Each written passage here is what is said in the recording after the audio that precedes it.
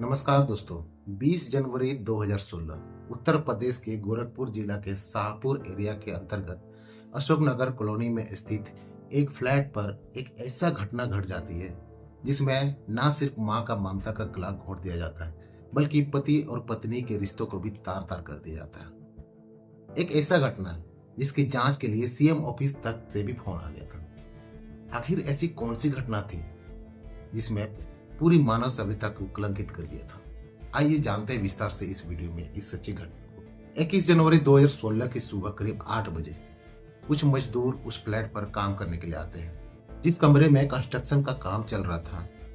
उस कमरे में एक डॉक्टर जो आंखों के डॉक्टर थे अपने पत्नी और 4 साल के बेटे के साथ रह रहे थे। वहां पे काम करने आए मजदूरों ने जब डॉक्टर साहब का आवाज लगाई तो कमरे के भीतर से किसी ने रिप्लाई नहीं की।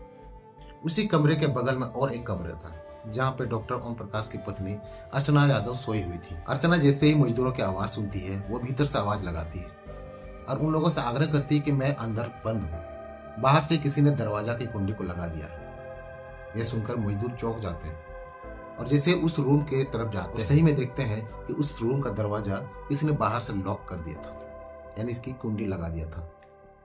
वे लोग उस दरवाजा को खोलते हैं। अर्चना बाहर आती है और मजदूरों से कहती है कि पता नहीं रात से मुझे किसी ने यहाँ अंदर बंद कर दिया था। जब मेरी नींद सुबह खुली तब मुझे पता चला कि मैं तो बाहर से बंद हूँ।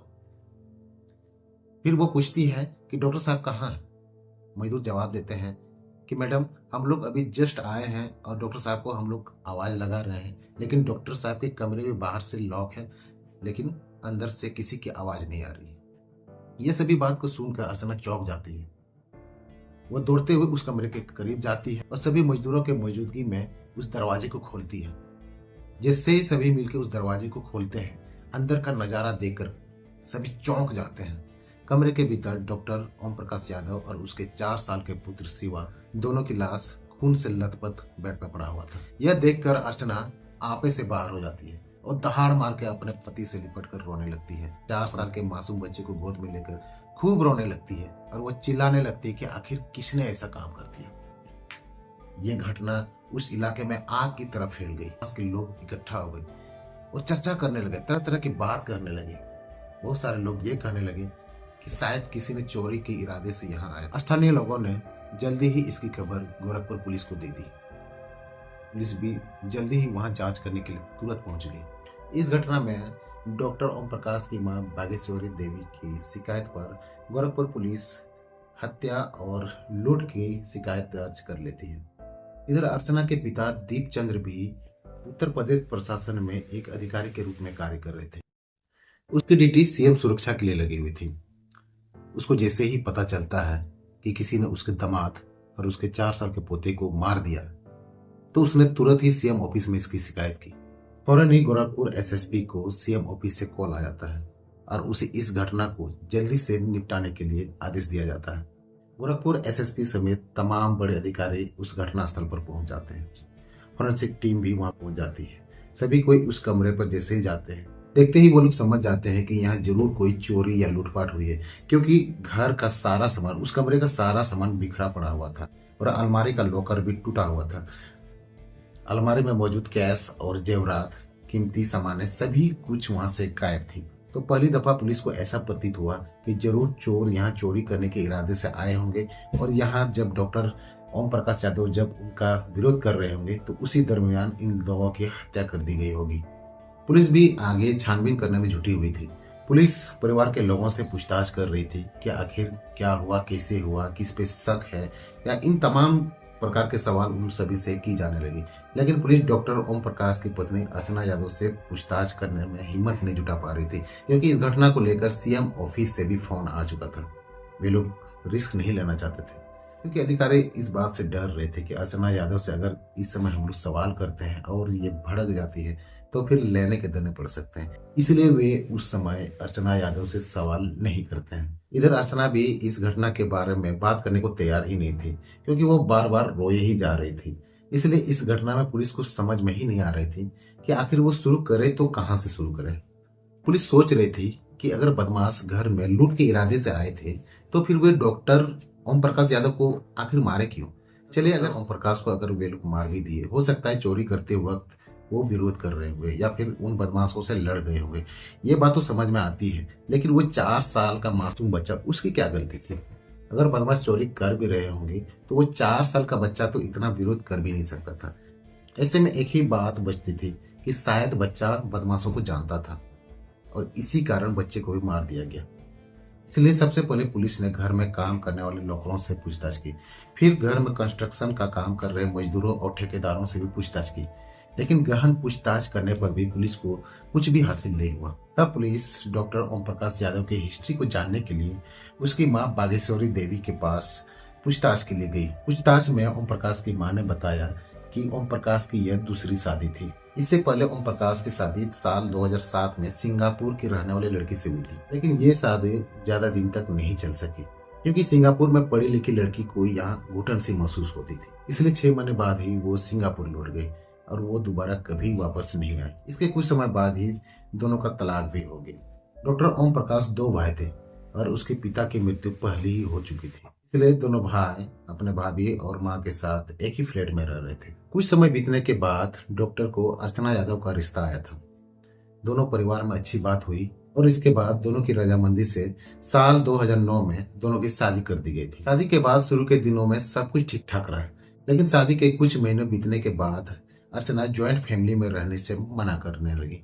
अपने पति से वो कहने लगी कि मुझे बहुत काम करना पड़ता है और मैं आगे इस फैमिली में एज ए ज्वाइंट फैमिली हम नहीं रह सकते, क्यों ना हम लोग अलग फ्लैट में रहें। लेकिन डॉक्टर ओम प्रकाश यादव ये नहीं चाहते थे। वो ज्वाइंट फैमिली में अपने माँ के साथ ही रहना चाहता था। लेकिन इधर अर्चना भी जीत पे आ चुकी थी कि नहीं, मैं रहूंगी तो अलग ही रहूंगी। अगर आपको मेरे साथ रहना है तो अलग फ्लैट में हम लोग साथ रहेंगे, अन्यथा आप अकेले यहाँ रहिए। इसी कारण परिवार में भी विवाद शुरू होने लगा। आखिरकार डॉक्टर ओम प्रकाश ने तय किया कि हम लोग परिवार से अलग रहेंगे और जल्दी ही वे लोग परिवार से अलग हो गए और वे दूसरे फ्लैट में रहने के लिए चले गए। अर्चना और ओम प्रकाश की शादी के 3 साल बाद साल 2012 में अर्चना ने एक बेटे को जन्म दिया। घर में लोग उसे शिवा कहकर पुकारते थे। माँ बागेश्वरी देवी आगे पुलिस को बताती है कि दोनों पति पत्नी कुछ समय से कुछ ज्यादा ही झगड़ा कर रहे थे। पिछले 1-2 महीने से दोनों अलग अलग कमरे में सो रहे थे, दोनों एक साथ नहीं सोते थे। ये सब बात जानते ही पुलिस की जांच दूसरी तरफ मुड़ गई। पुलिस के अधिकारी सोचने लगे कि अगर ज्वाइंट फैमिली में इन लोगों को दिक्कत हो रही थी और वहां से अलग हटने के बाद नए फ्लैट में शिफ्ट होने के बाद भी अगर इन दोनों के बीच में झगड़ा हो रहा था और फिर अलग अलग दोनों रह रहे थे, एक साथ एक कमरे में नहीं सो रहे थे, तो जरूर कुछ ना कुछ ऐसी बात है जो कि शायद वही दोनों जानते हैं। इसलिए पुलिस इस बात का पता लगाने के लिए अर्चना से पूछताछ करने शुरू कर दी। लेकिन अर्चना ने इस बारे में कुछ भी नहीं बताया। उन्होंने साफ साफ मना कर दिया। उन्होंने कहा कि हम लोग ठीक ठाक ही रह रहे थे। इसके बाद पुलिस ने अर्चना की फोन कॉल्स की डिटेल्स को निकाली, जिसमें पता चला कि अर्चना रोज रात को किसी एक नंबर से बार बार बात किया। पुलिस ने उस नंबर की कॉल डिटेल्स, उस नंबर की लोकेशन को भी निकाला तो पता चला 20 जनवरी की रात, यानी कि घटना वाली रात को वो शख्स गोरखपुर में और उसी एरिया में मौजूद था। फिर क्या था, पुलिस ने जल्दी ही उस शख्स को हिरासत में ले लिया और कड़ी पूछताछ उससे की जाने लगी। शुरू में अजय यादव ने कुछ भी नहीं बताया। वो साफ साफ इनकार करता रहा कि मैं किसी अर्चना नाम की किसी लड़की को भी नहीं जानता हूँ या फिर किसी डॉक्टर ओम प्रकाश यादव नाम के किसी भी शख्स को मैं नहीं जानता हूँ। लेकिन जब पुलिस 3rd डिग्री का इस्तेमाल करने लगी तब अजय भीतर से टूट गया और उसने इस सनसनीखेज घटना का खुलासा सबके सामने कर दिया। आरोपी अजय ने बताया कि अर्चना से उसकी दोस्ती करीब 1 साल पहले फेसबुक के माध्यम से हुई थी। फेसबुक पर चैट करते करते हम दोनों ने एक दूसरे का नंबर भी एक्सचेंज कर लिया। उसके बाद हम लोग घंटों बात करते थे क्योंकि वो घर पर अकेली होती थी। डॉक्टर ओम प्रकाश सुबह ही अपने क्लिनिक के लिए निकल जाते थे। वह दिन भर अर्चना घर में अकेली होती थी तो वह मुझसे ही बात किया करती थी। धीरे धीरे हम लोग और करीब आने लगे। कुछ दिन के बाद हम लोगों ने मिलने का मन बनाया। इसलिए अर्चना अपने पति से बहाना बनाकर अपने मायके लखनऊ चली आती है और मैं भी फिरोजाबाद से लखनऊ अर्चना से मिलने के लिए चला गया। पहली बार हम लोग रेस्टोरेंट में मिले, कुछ बात की। इसके बाद दूसरी मुलाकात हम लोग एक होटल में मिले। इस तरह से हम लोग का मिलने का सिलसिला लगातार बढ़ते गया। 4-5 बार हम लोग वहाँ के होटल में ही मिले और साथ में रहे। हम लोग के बीच फिजिकल रिलेशनशिप भी बने। इसके बाद अर्चना गोरखपुर अपने ससुराल वापस चली गई तब वहाँ भी वो मुझे दूर का रिश्तेदार बताकर कई बार वहाँ भी मिलने के लिए बुलाती थी और मैं उसके घर भी कई बार मिलने के लिए गया हुआ था। अब हम दोनों का रिश्ता ऐसा हो चुका था कि वो अब मेरे ही साथ ही रहना चाहती थी। अब वो अपने पति के साथ आगे रहना ही नहीं चाहती थी, इसलिए वो हमको बार बार रिक्वेस्ट करती थी कि मुझे यहाँ से ले चलो, मैं अपने पति के साथ आगे नहीं रहना चाहती। अजय ने आगे बताया कि एक दिन हम लोग फोन पे बात कर रहे थे तो अर्चना ने मुझे बताया कि आने वाले 20 तारीख को यहाँ शादी का एक प्रोग्राम है, उसी दिन तुम यहाँ आओगे। मेरे पति और मेरे बच्चे शादी में अटेंड करने के लिए जैसे ही जाएं, उसी वक्त तुम घर में आकर छुप जाना और जैसे ही मेरे पति शादी के प्रोग्राम से वापस आएंगे तो आधी रात को उसे हम लोग जान से मार देंगे। साजिश के तहत 20 जनवरी की शाम अजय ट्रेन से गोरखपुर पहुंचा। इधर शाम करीब 7 बजे डॉक्टर ओम प्रकाश अपने पत्नी अर्चना को बोलते हैं कि चलो शादी का प्रोग्राम है, हम लोग वहीं आज रात को डिनर करेंगे। इस पर अर्चना अपने पति को बोलती है कि ओम प्रकाश तुम चले जाओ, क्योंकि मेरा माथा भी बहुत जोर से दर्द कर रहा है और मैं वहां सरवाइव नहीं कर पाऊंगी। और उस रात अपने पति और बच्चे दोनों को शादी के प्रोग्राम में भेज देती है। ओम प्रकाश और उसके बेटे शिवा घर से निकलते ही अर्चना अपने आशिक को फोन करके घर में बुला लेती है। दोनों मिलते हैं और अपने बनाए हुए प्लान पर दोनों फिर से चर्चा करते हैं। इस पर अजय कहता है कि तुम अभी फोन करके पूछ लो अपने पति से कि दोनों वापस कब आ रहे हैं। रात करीब 9 बजे अर्चना अपने पति को फोन करके पूछती है कि तुम लोग कब आने वाले हो। उसका पति उधर से कहता है कि हम लोग 10:30 या 10:30 बजे तक घर आ जाएंगे।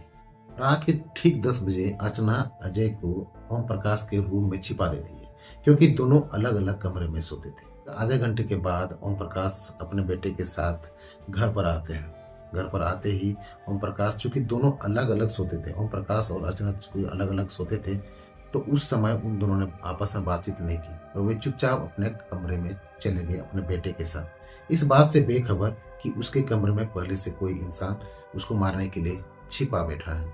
उसके बाद दोनों बाप बेटा बहुत जल्दी वहां सो गए। रात करीब 1 बजे अजय यादव, जो भीतर में छिपा हुआ था, वो बाहर निकलता है, लाइट जलाता है तो देखता है दोनों बाप बेटा बहुत ही गहरी नींद में सोए हुए हैं। वो गेट को खोलता है।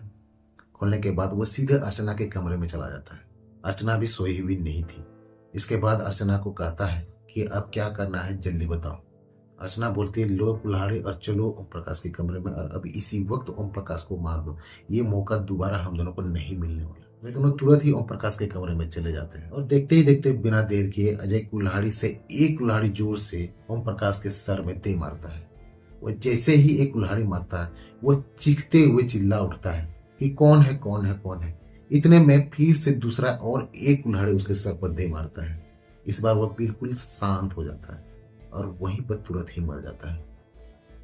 अपने पिता की चीख पुकार सुनकर बगल में सोया हुआ 4 साल का मासूम बच्चा जल्दी से उठ जाता है और जैसे ही अपने पिता को देखता है वो खून से लथपथ थे, यह देखकर बच्चा डर जाता है और खूब रोने लगता है।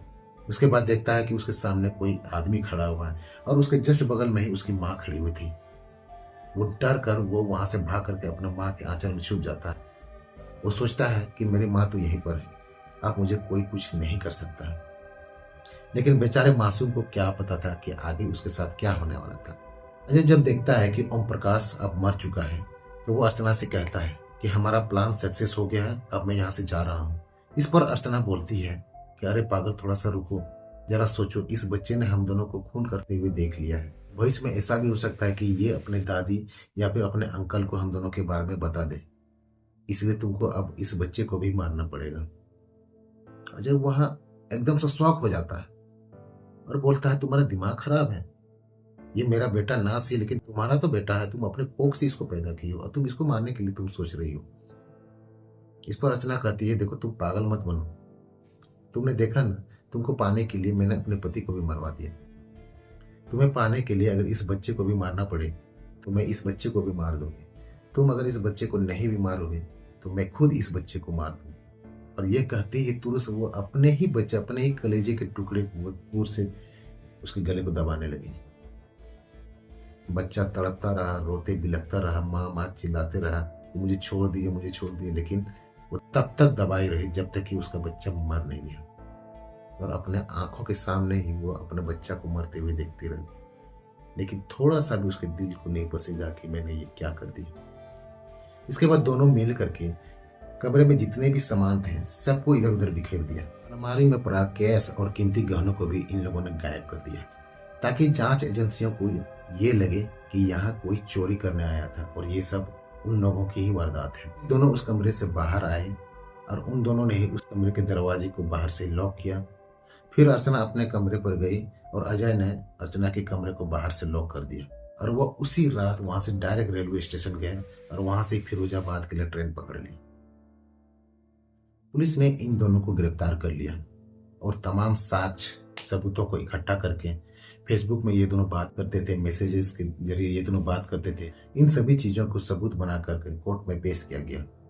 17 अक्टूबर 2020 को गोरखपुर की एक अदालत ने दोनों को दोषी साबित करते हुए दोनों को उम्र कैद की सजा सुनाई। बताया जाता है कि अभी भी जेल में मौजूद अर्चना को अपने किए पर कोई पछतावा नहीं है।